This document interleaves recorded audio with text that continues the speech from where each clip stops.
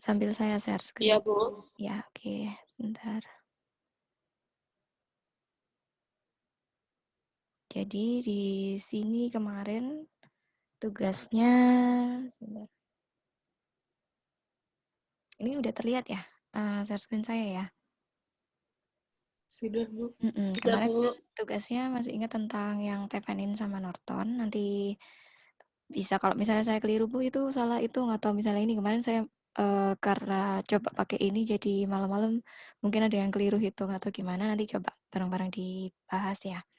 Kemarin kan yang pertama untuk Tepanin ya, Tepanin langkah yang pertama lepas beban, jadi bentuknya ini dicabut, kemudian dihitung I-nya. I-nya sama dengan 1,3 miliampere, bener ya? Hitungan kalian gimana kemarin?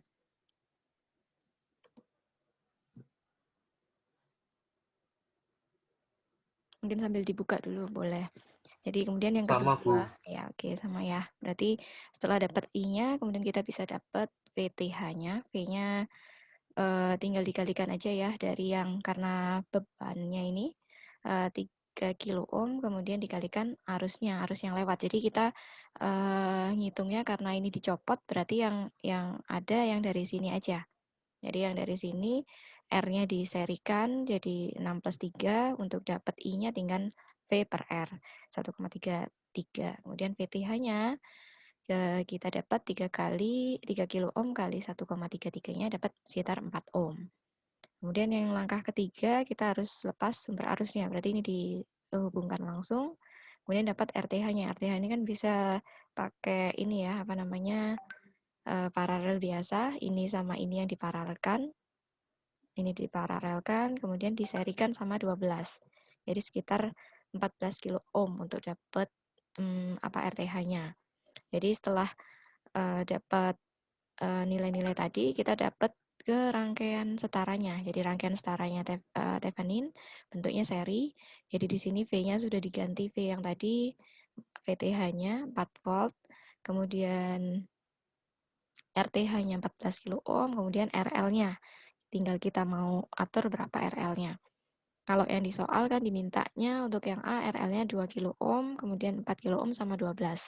Saat bebannya 2 kilo ohm, berarti arus yang mengalir tinggal diserikan V per 14 plus 2.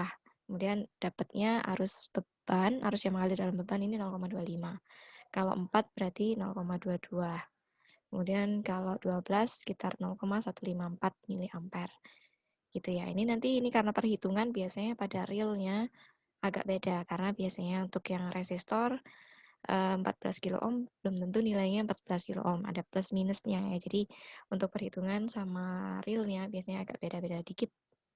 Nah, kemudian kalau misalnya yang diketahui adalah arusnya, kemudian kita disuruh balik berapa nilai RL-nya. Jadi tinggal dibalik aja kayak ini tadi ya.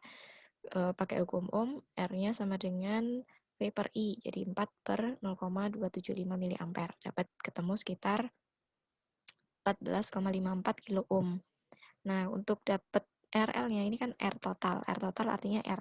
R yang di sini sama RL-nya. Kita yang dicari adalah RL, jadi harus dikurangkan dulu. Hati-hati ini belum selesai sampai sini, tapi harus dikurangkan dulu RL-nya. RTH-nya. RTH-nya kan sudah dapat di awal sekitar 14 kilo ohm ya. Jadi dikurangkan aja sekitar 0,54 kilo ohm atau 540 ohm. Nah, mungkin sampai di sini ada yang mau ditanyakan dulu sebelum lanjut ke soal yang kedua. Sudah jelas ya, kayaknya sama kok, persis sama dengan yang di step-stepnya. Nah, kalau yang kedua ini agak beda dikit karena dia ada dua sumber tegangan ya. Yang tugas yang kedua itu kan disuruh pakai Thevenin, jadi nomor 2 ini pakai Thevenin. Tapi sebenarnya kalaupun Thevenin kita bisa hitung pakai Kirchhoff ya. Masih ingat Kirchhoff, berarti arusnya kan ada 2 ke sini. Tapi kalau misalnya di Thevenin, disuruh menghilangkan dulu rangkaian bebannya.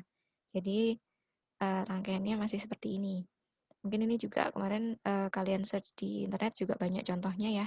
Jadi arah arusnya kita mau tinggal kesepakatan kita mau arah ke sini atau mau arah ke kiri atau mau ke kanan. Jadi terserah kalian, tapi harus konsisten sama plus minusnya.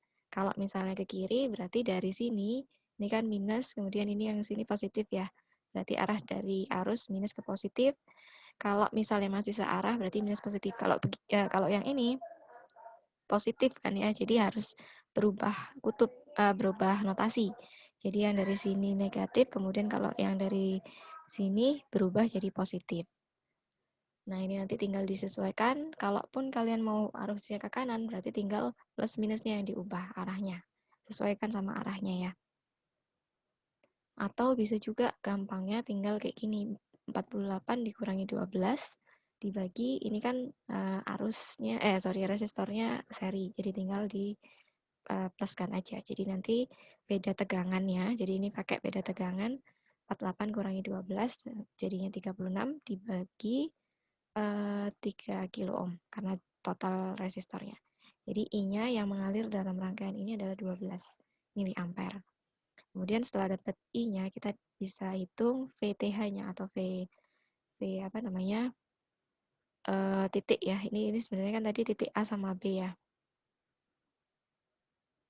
VTH atau VAB bisa didapatkan dari 48 dikurangi, karena dia posisinya dari sini ya, 12 miliampere dikalikan 12 miliampere ini dapatnya. Kalikan 12 kilo ohm. 12 kilo ohmnya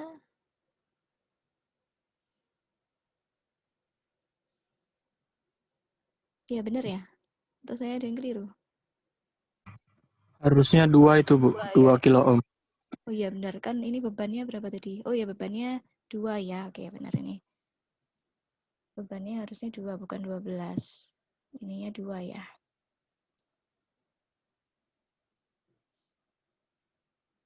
Ininya 2 kilo ohm, jadi tapi hitungannya sudah benar ya. 12 kali 2, 24, 48 kurangi 24 ya, benar 24 ya. Jadi VTH-nya kita dapat 24. Nah, kemudian setelah kita dapat VTH, kita butuh RTH-nya.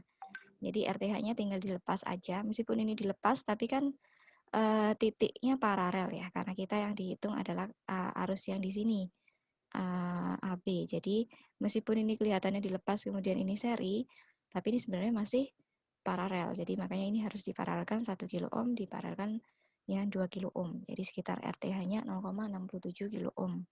Jadi kalau dijadikan rangkaian setara, di sini VTH-nya udah dapat 24, RTH-nya 0,67, RL-nya kita tinggal pasang lagi RL yang di awal, 4 kilo ohm. Jadi tinggal dihitung arus bebannya yang mengalir di sini adalah V per R. Jadi 24 dibagi serinya ini 4 plus 0,67. Jadi ini dapatnya sekitar 5,14. Ini saya bulatkan ya. Ini sebenarnya kan 0,66667. Jadi sekitar 5,14 miliampere. Kalau misalnya selisih beda koma nggak masalah lah. Kemudian V-nya tinggal I kalikan R bebannya. 5,14 kalikan 4 kilo ohm, jadi sekitar 20,56. Sampai sini ada yang mau ditanyakan dulu? Ini untuk yang Norton. Ini untuk yang Thevenin. Nanti kita coba juga sama yang Norton ya. Harusnya dua-duanya itu sama. Kalaupun mau ngitung pakai dari Norton kemudian diubah ke Thevenin juga sama nilainya. Nah, kemudian kalau misalnya sudah jelas, kita coba kita coba yang ke teorema Norton. Sama kayak soal yang nomor 2 tadi, tapi di sini pakai Norton. Karena pakai Norton, ini nggak dihilangkan tapi dihubung singkatkan. Jadi mirip sama Kirchhoff benar-benar ya. Jadi tinggal arus yang masuk ke AB ini sama dengan I1 plus I2. Jadi kita bisa hitung sekitar IAB-nya 36 miliampere. Kemudian untuk RN-nya sama, karena dia bentuknya paralel, jadi RN-nya sama kayak yang tadi RTH, 0,67 kilo ohm. Nah, tinggal ini lebih singkat ya, karena bentuknya dua tegangan kayak gini, kita bisa pakai hukum Kirchhoff. Jadi tinggal I yang masuk ke cabang sama dengan I yang 1 plus I2, kayak gini, tinggal dijumlah aja. Kalau misalnya 1 ya berarti harus dihitung arusnya yang di sini dulu, kemudian step-stepnya ini stepnya agak disingkat beberapa karena sudah pakai arusnya ini hukum Kirchhoff. Kemudian untuk yang IL-nya berarti bebannya Setelah di ini rangkaian setaranya kalau misalnya Norton dia bentuknya seri ya. Jadi tinggal dimasukkan aja karena dia pakai arus berarti 36 mA. Kemudian Rn-nya 0,67 kilo ohm, RL-nya dia 4 kilo ohm. Sama kayak yang tadi. Tinggal kita mau hitung RL-nya pakai IIL-nya pakai pembagi arus. Jadi 36 dikalikan Rn per RL. Jadi hasilnya sekitar 5,14. Ini sebenarnya agak beda koma sedikit di atas di sini. Jadi 5,14, 5,13. Nah, ini paling kurang lebih sama ya sama yang Tevinin tadi. Jadi kalaupun dihitung harusnya sama. Meskipun agak beda pembulatan komanya. Lebih besar yang di Norton dikit perhitungannya. Jadi kemudian kalau misalnya PL sama tinggal IN dikalikan R-nya karena paralel, jadi Rn diparalelkan dengan RL. Perhitungannya sama, didapatkan juga PL-nya 20,57. Sama ya antara Thevenin sama Norton. Sampai sini ada yang mau ditanyakan dulu? Atau sudah cukup jelas? Sudah kira-kira sudah benar semua tugasnya? Hampir semua kayaknya sudah benar kok. Jadi ini cuma konfirmasi aja. Kalau misalnya ada yang keliru, kita bisa clearkan di sini ya. Atau mungkin ada yang belum jelas, silahkan ditanyakan.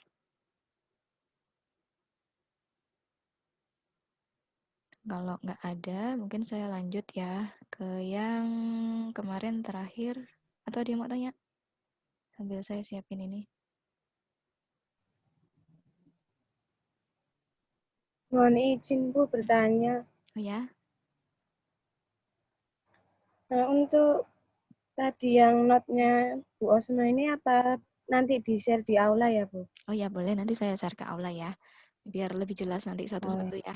Nanti saya print Iya. PDF kayak biasanya, terus kemudian Terima saya kasih. taruh di aula. Ini sudah saya pakai layar putih kok, jadi biar warnanya kelihatan. Kemarin kan saya pakai layarnya warna hitam ya. Waktu hitam sih kelihatan terang, tapi kemudian waktu diputihkan warnanya yang kurang jelas. Ini sudah saya pakai sama layar putih, jadi semoga bisa kelihatan jelas. Apa-apa nanti saya upload ya. Kemudian lanjut ya. Sebentar, ini saya anukan dulu ke yang RC. Jadi ini lanjut ke arus transien. Sebenarnya ini kemarin kan lanjutannya ya, tapi waktu kita nggak nutut, jadi saya pisah di sini. Jadi arus transien itu kemarin contohnya adalah pengisian sama pengosongan kapasitor. Jadi ada pakai rangkaian RC. Nah, kalau yang kemarin, mungkin minggu ini praktikum ya, yang praktikum elok. Jadi nanti kita lihat berapa waktu konstanta waktunya, kemudian di detik keberapa. Nah, kemarin kan kita pakai, kemarin saya contoh videonya pakai di Tinkercad. Jadi karena kita pakai hanya volt yang dilihat. Tapi kelemahannya Tinkercad ini kalau misalnya kita mau analisis dari osiloskop itu nggak bagus. Jadi sebenarnya ini kemarin saya sama Pak Akif coba kalau misalnya Tinkercad sama multisim ini digabung, dia pasti lebih oke karena di Tinkercad ini enak untuk ngerangkainya karena bentuknya langsung real ya. Kalau di multisim bentuknya masih simbol-simbol kayak gini. Jadi ada beberapa yang kayak misalnya kalau kita ngerangkai real agak bingung atau kalau misalnya kutub-kutubnya, nah kayak gitu. Jadi kalau misalnya Tinkercad bisa punya grafik kayak multisim, ya akan lebih bagus lagi karena kalau misalnya multisim kita bisa atur osiloskop yang mau digeser-geser ke kanan kiri, kemudian ini masih bisa. Kalau yang Tinkercad kemarin terbatas sekali.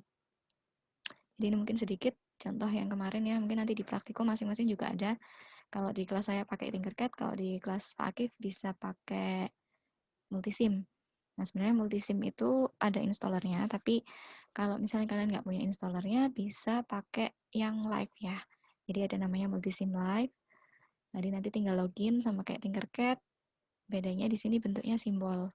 Tapi untuk osiloskopnya dia bisa lebih bagus. Grafiknya juga lebih bagus kalau misalnya kita mau plotkan transient responnya. Kalau transient respon kan kemarin cuma lihat dari bode ininya ya, responnya kalau misalnya pengisian dia naik, kemudian kalau yang ini turun.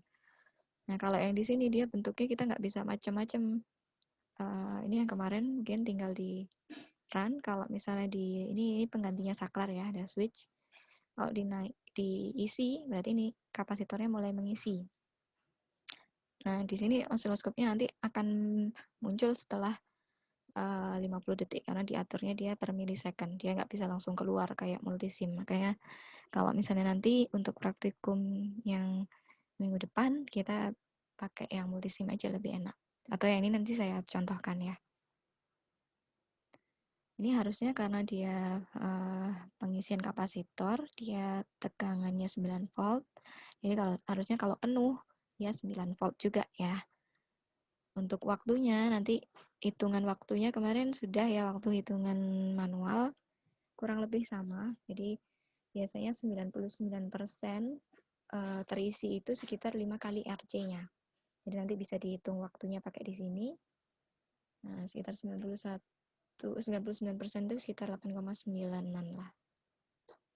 Kalau kita hitung sekitar 75 detik sampai 80 detik. Nah, nanti ini baru muncul kayak gini. Nah, bedanya kalau misalnya di Tinkercad, grafiknya ya kayak gini, udah muncul aja, nggak bisa kita geser atau nggak bisa kita manipulasi. Makanya nanti yang untuk contoh yang integral ini karena kita butuh lihat bentuk gelombangnya, saya beralih pakai multisim ya. Jadi ini nanti bentuknya kalau pengisian seperti ini, dan kalau pengosongan nanti kebalikannya ya, karena dia bentuknya grafik eksponen. Nah, ini udah berbentuk. Nanti kalau misalnya ini dimatikan, ini sudah hampir 99% ya saya matikan. Nah, kemudian kalau misalnya ini saklarnya beban dinyalakan, dia melakukan pengosongan. Nanti kalau pengosongan turun langsung voltnya. Nah, nanti bebannya juga turun ya. Bentuknya dia harusnya yang masih lurus kayak gini, dia bentuknya jadi turun landai.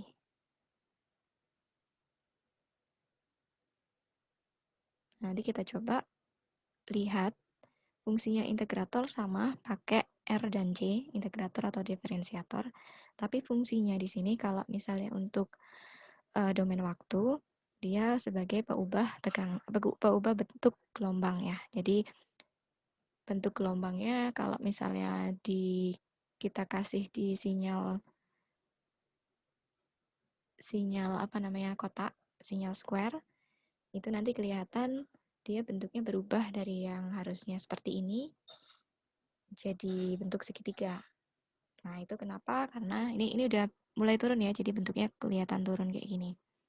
Oke, saya beralih ke multisim karena kita mau lihat ininya, apa namanya, osiloskopnya biar jelas. Ini sama kok, persis kayak gini. Jadi kalau RC tadi bentuknya kan naik, naik kayak gini. Kalau pada sinyal sinus, dia nanti kelihatannya cuman penapis, jadi kayak filter. Jadi kalau di domain frekuensi, rangkaian RC ini nanti untuk filter lolos rendah atau filter lolos tinggi. Tapi kalau di domain waktu, dia sebagai peubah bentuk gelombang. Jadi kalau misalnya dalam sinyal sinus kelihatannya cuman bentuknya kan ada terus atau naik turun ya. Jadi kayak berkurang amplitudenya dari yang inputnya sekian, kemudian berkurang jadi tegangannya sekian kalau melebihi batasnya. Jadi misalnya ini 15 kilo ohm dikalikan RC-nya berarti kan 15 kali 100 NF ya. Jadi kalau mau hitung cut off nanti mungkin ada lebih lanjut di yang AC, arus AC ya. Jadi untuk filter. Tapi mirip kok. Jadi kalau misalnya kita mau hitung tegangannya, FC-nya atau cut off-nya, itu untuk yang RC tinggal pakai fungsi transfer. Jadi fungsi transfer masih ingat mungkin ya di fisika dasar dulu. Jadi output per input. Jadi kalau outputnya, jadi pakai fungsi pembagi tegangan sebenarnya. Jadi yang bawah dibagi atas plus ini. Jadi kalau C itu kan 1 per C ya. Kalau kita pakai apa namanya reaktansi. Jadi 1 per C sama dengan R per 1 per C juga. C ini ada komponen S-nya nanti untuk menandakan dia dalam bentuk analog Jadi ada S-nya ini Laplace gitu ya. Kemudian kita tinggal hubungkan aja tinggal selesaikan aja persamaan ini semua dikalikan CS. Jadi 1 per R CS plus 1. Nah, untuk dapat frekuensi cut off itu sebenarnya dari derajat yang tertinggi. Nanti kalau misalnya ini orde tanpa pangkat ini ya, berarti ini orde 1. Nanti kalau misalnya rangkaiannya lebih riwah lagi, itu biasanya ada pangkat 2. Nah, itu berarti namanya orde 2.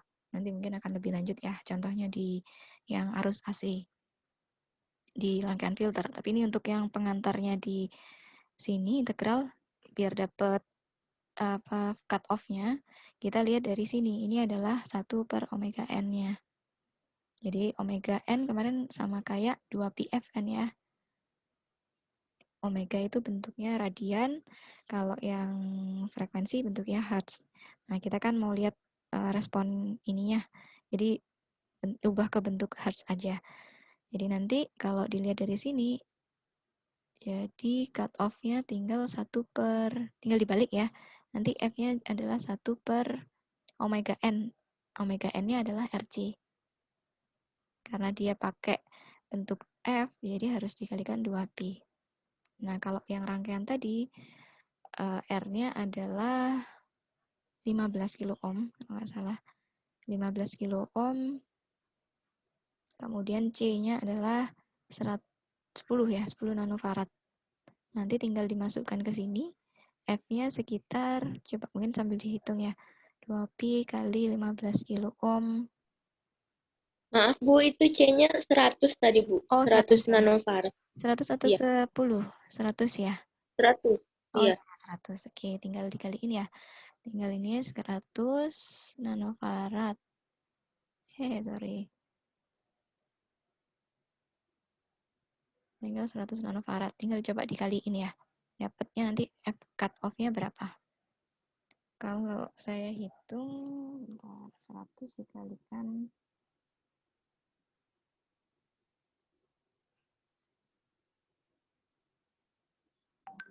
15.000 dikalikan 10 pangkat minus 9 ya, kalau nano ya. Dikalikan 2pi.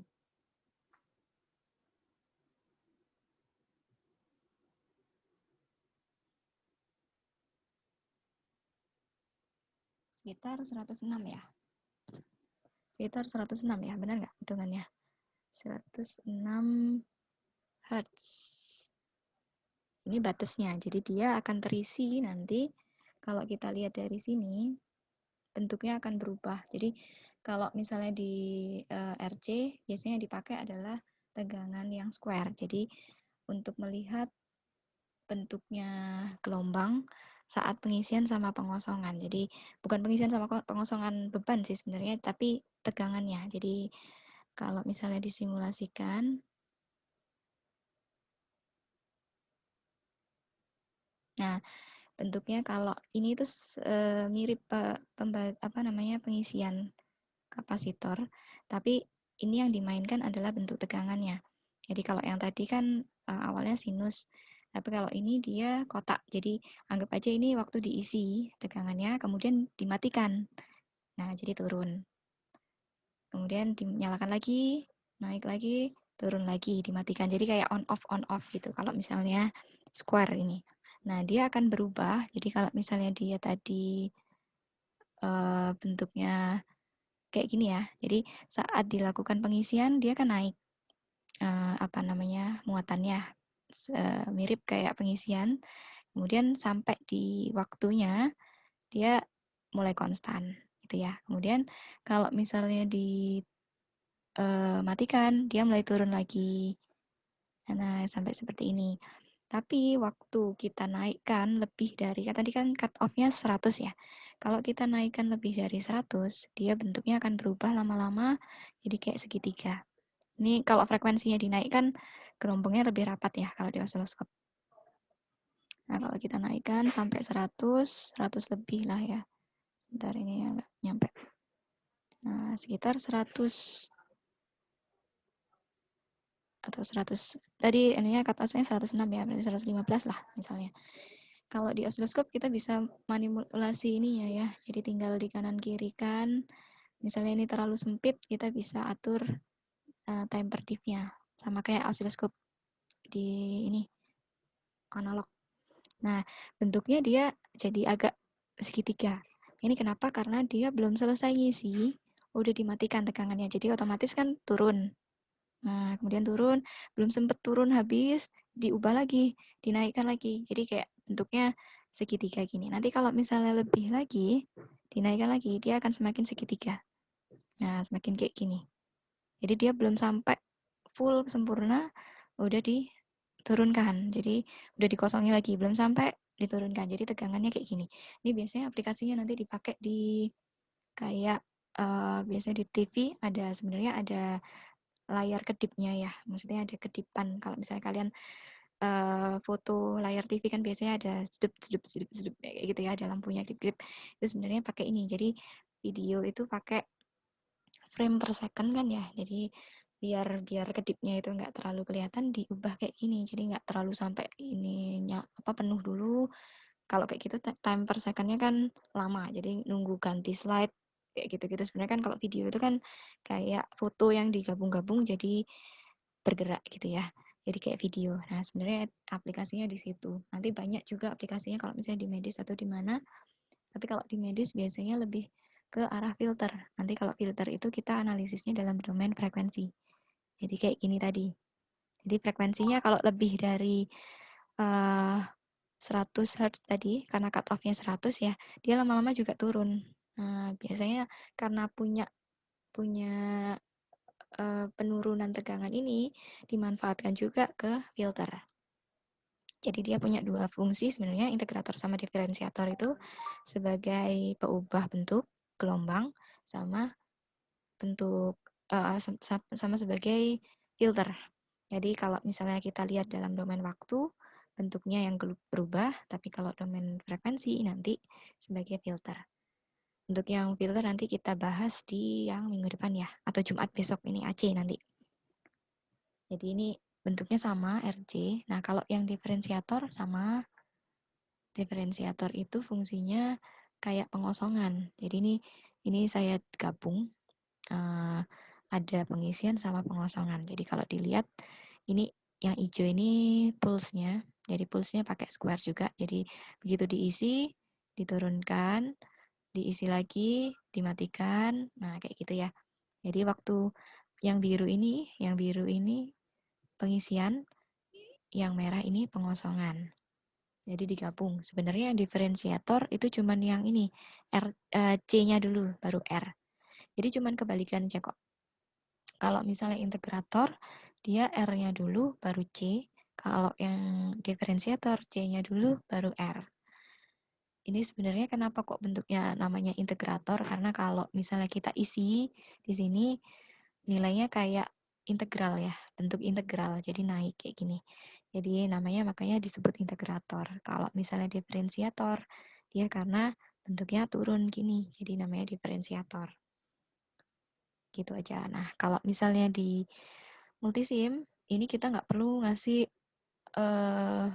osiloskop di sini ya, tinggal pakai klik yang di sini, mau yang diatur voltnya atau arusnya atau volt and current. Jadi bisa tinggal diklik pakai balon-balon gini, jadi tinggal ditaruh, nah ditaruh deh kayak gini kayak gitu. Jadi lebih gampang sebenarnya kalau misalnya pakai multisim, cuman dia kalau misalnya untuk praktikum realnya pakai simbol gini. Jadi nggak apa-apa lah, kalian bisa dua-duanya, mau pakai yang Tinkercad, mau pakai multisim, mau pakai Proteus, mau pakai apapun simulasinya intinya sama. Gitu ya. Kalau yang ini diferensiator, lihat yang merah. Jadi saat dia on, jadi dia turun ya nilainya. Jadi saat di off kan dia baru landai lagi. Ini sebenarnya kayak gini bentuknya. Kalau misalnya nanti diubah frekuensinya, jadi ini kalau misalnya 100, ini rangkaiannya sama kayak tadi ya, 15 sama 100. Jadi cut off-nya juga sekitar 106 ya tadi ya. Nah ini kalau frekuensinya kita ubah-ubah juga, kita naikkan, bentuknya juga akan berubah. Nah kayak gitu. Jadi dia belum selesai turun, belum selesai kosong sepenuhnya, udah diisi lagi. Nanti tapi ini sebenarnya pulsanya kebalik ya. Jadi ini karena digabung sama pengisian kapasitor, jadi dia sudah ada nilainya, kemudian turun. Nah, belum sampai habis penuh, dia udah diisi lagi. Udah mulai ini lagi. Kemudian makanya nanti dia bentuknya agak segitiga yang apa ya ini namanya? Segitiga yang enggak agak kotak ya, lama-lama kalau misalnya dirapatkan kayak gini, nah dia bentuknya kayak gitu. Jadi sebenarnya kalau misalnya integrator dan diferensiator, kalau dalam domain waktu itu fungsinya sebagai pengubah bentuk gelombang. Aplikasinya macam-macam karena ini sebenarnya aplikasi dasar ya. Jadi dimanapun ada biasanya. Jadi banyak sekali aplikasinya, mungkin bisa kalian search contohnya. Aplikasinya di medis gimana, mungkin ya bisa sambil search karena kita biomedical engineering, jadi mungkin harus ke alat-alat medis, misalnya alat-alat itu butuhnya apa. Itu mungkin untuk yang rangkaian RC, sebenarnya sama-sama pakai simple ya, apa namanya komponen pasif, tapi cuman komposisinya aja yang diubah. Jadi R dulu kalau yang untuk yang integrator, dan kalau yang diferensiator C dulu. Nah, ini yang tadi saya bilang, kalau misalnya dia kurang dari cut off-nya, ini 1/2 RC, jadi cut off ini bisa macam-macam ya nanti bentuknya, karena rangkaian diferensiator itu nanti juga ada yang pakai op-amp atau pakai aktif diferensiator atau aktif. Jadi ada rangkaian aktifnya, jadi kalau misalnya rangkaian aktif ada gain-nya, ada penambahannya, atau misalnya diferensiator yang lebih kompleks, misalnya ada RC, kemudian C-nya ditambah lagi. Nah, itu bisa jadi ini yang paling sederhana, yang cuman R sama C. Mungkin nanti kalau misalnya kalian mau pun bisa cari-cari contohnya di multisim, misalnya diferensiator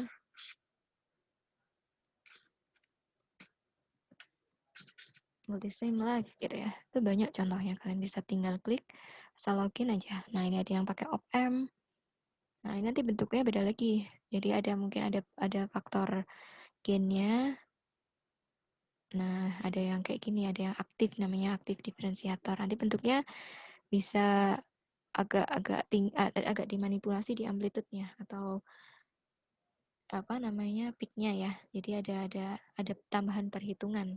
Jadi mungkin ini untuk yang diferensiator, integrator sama komparator itu nanti praktikumnya di akhir setelah UTS, praktikum eloknya. Nanti dicoba sama op-amp. Jadi ditambahkan operating amplifier, kemudian dihitung RJ-nya. Nanti ada juga komparator, nanti untuk apa namanya komparator ya, berarti membandingkan tegangan. Nah, kayak gitu. Aplikasinya juga banyak. Tapi kalau yang di rangkaian RC untuk praktikum yang sebelum UTS, ini nanti yang filter. Jadi nanti kita bahas lagi yang filter setelah ini. Jadi ini sampai sini ada yang mau ditanyakan dulu nggak kira-kira? Ada yang bingung mungkin apa ininya? Sebenarnya ini sama-sama kayak arus transient ya. Ini pakai konsep pengisian sama pengosongan kapasitor. Cuman saya ubah aja sinyal awalnya. Jadi kalau misalnya kelihatan sinyal sinus, ini bisa saya ubah juga sebenarnya.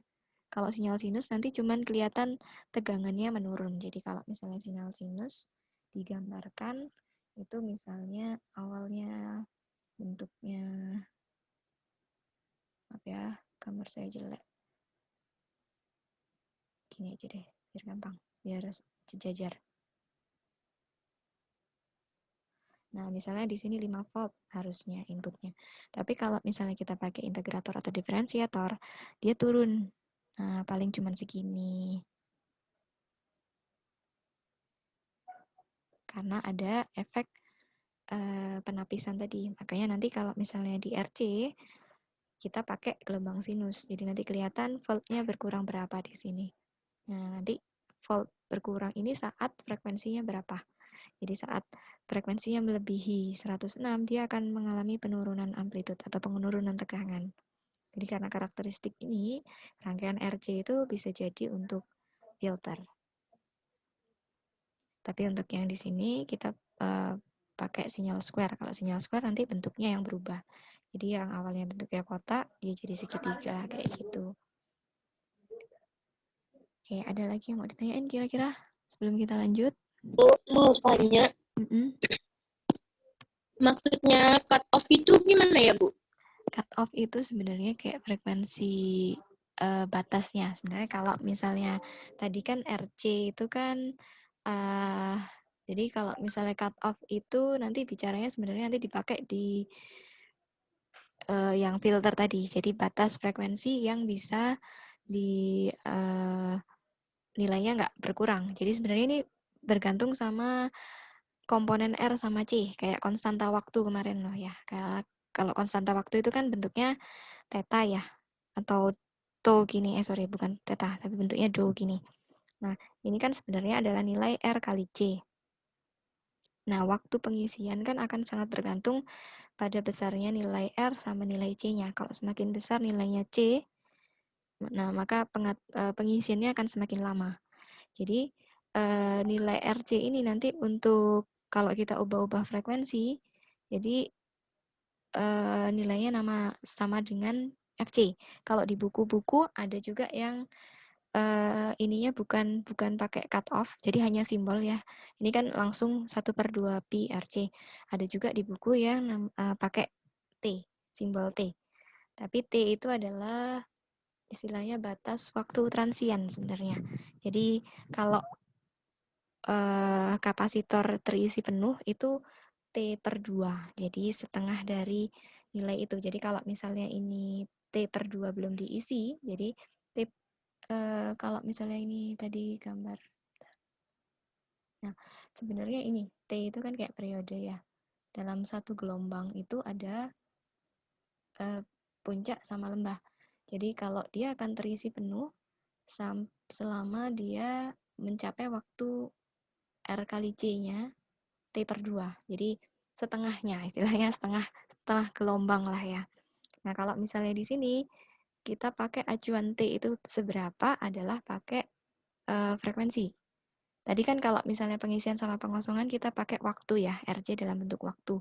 Tapi kalau RC dalam bentuk frekuensi namanya nanti T itu tadi, T/2 atau frekuensi cut off. Karena yang kita main-mainkan adalah frekuensi. Jadi sebenarnya frekuensi cut off ini adalah frekuensi batas di mana dia harusnya terisi dengan sempurna.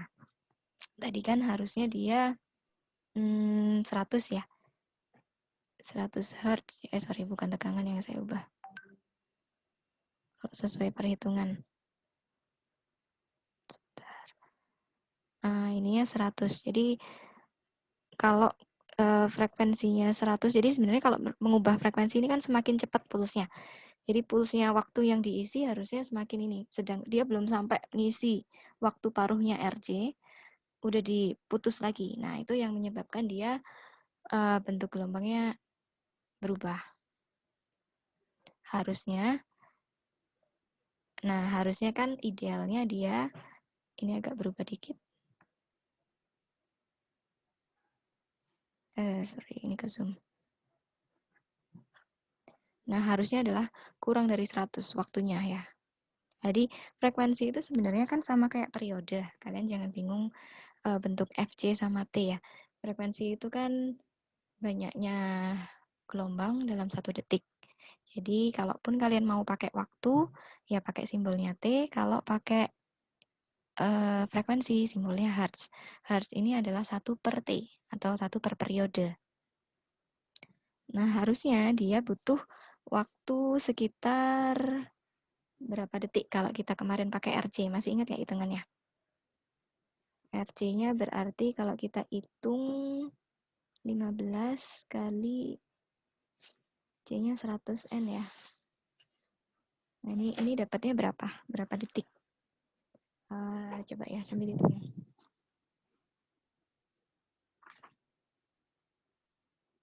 15.000 dikali N 100 dikalikan 10 pangkat min 9. Sekitar 0,0015 ya, 15 detik. atau sekitar 1 milisecond. Ya benar ya, 1,5 milisecond ya. Nah nanti kalau kita ubah ke bentuk, berarti kan RC ini sama dengan T totalnya. T dalam bentuk, kalau gelombang kotak berarti dari sini ke sini, ini adalah T-nya. Tapi dia ngisi penuh tadi kan sampai sini ya, sampai titik ini. Jadi dia bentuknya ngisi ya gini. Jadi saat dia terisi penuh adalah T/2. Ini udah penuh fullnya secara teoritis. Jadi sekitar 0,75 milisecond. Nah, kalau kita ubah frekuensinya, artinya berarti kan periodenya semakin cepat. Mana tadi ininya? Nah, ini. Kalau kita ubah frekuensi, kalian lihat bentuknya ini ya, harusnya dia dalam 1 detik dia bentuknya lebar-lebar seperti ini.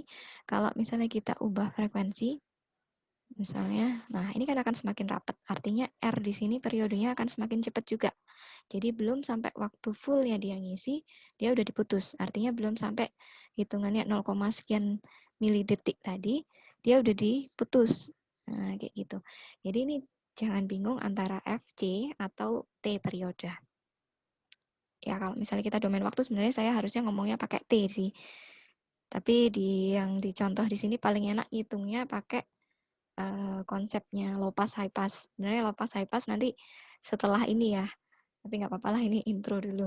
Jadi mungkin biar nggak bingung, saya pakai periode aja. Jadi F-nya di sini adalah seperti. Nah, seperti itu ngitungnya gimana? Atau T itu ngitungnya gimana? T sama dengan R kali C, sama kayak kemarin. Tapi untuk penuh, dia hanya butuh setengah gelombang aja, jadi T/2. Jadi saat kita ubah-ubah frekuensinya, otomatis T-nya akan semakin cepat juga periodenya ya. Jadi kalau misalnya belum waktunya terisi, harusnya 1,5 second dalam seperti ini. Totalnya adalah 1,5 second. Milisecond, sorry. Artinya dia butuh isi penuh sekitar 0,75. Ini benar ya hitungan saya ya? Atau komanya keliru? 0,75 milisecond. Sorry, 1,5 dibagi 2, ya sekitar 75 ya, benar. Jadi sekitar 0,7 kalau misalnya frekuensinya saya ubah, artinya dia lebih cepat. Nah, misalnya segini. Setengahnya lagi, misalnya saya ubah yang harusnya di sini adalah 100 Hz. 1 per, sama aja ya, kalau misalnya frekuensi itu kan 1 per T. Kalau misalnya kalian ubah 100 di sini, T-nya berapa? Jadi sama kayak hitungan ini ya, 1 per RC kan ya. Jadi dapatnya sekitar, ya sama, 1,5 ini, gitu ya. Benar nggak hitungan saya? Bentar. 1 per T. 1 per 100 berapa dapatnya? 0,001 ya. 0,001 berarti dapatnya sekitar 1 milisecond juga ya. 1 milisecond lah. Kira-kiranya 1 milisecond lah. Ya benar kan ya? Jadi kalau misalnya frekuensinya kita percepat, misalnya 200, ini saya geser aja deh biar nggak penuh. Nah, oke. Kalau misalnya frekuensinya kita naikkan, jadi F-nya 200. Nah, 200 berarti ini kan T-nya lebih cepat lagi ya. T-nya berarti 1 per 200. Berapa 1 per 200? Sekitar 0,005. 0,005. Ya, berarti sekitar 5 milisecond. Jadi belum sampai dia ngisi penuh. Ini benar nggak hitungan saya? 200, 1 per 200. Ya benar. Jadi belum sampai dia ngisi, harusnya dia ini dipercepat jadinya frekuensinya. Jadi dia kepotong ya jadi ya. Jadi harusnya dia misalnya dalam ininya 5 second, 5 milisecond dalam 1 detik. Ini hitungannya dalam 1 detik ya. Jadi artinya kalau frekuensi itu dalam 1 detik dia ada 200 puls, 200 frekuensi, berarti ada 200 detik. Jadi semakin rapat. Yang harusnya dia awalnya cuman isinya 100, jadi dalam 1 detik isinya 200. Jadi kan semakin rempet-rempet ya istilahnya. Yang ini biasanya dia bisa agak lebar seperti ini, dia jadi kalau frekuensinya dinaikkan jadi semakin lebih sempit. Jadi yang harusnya dia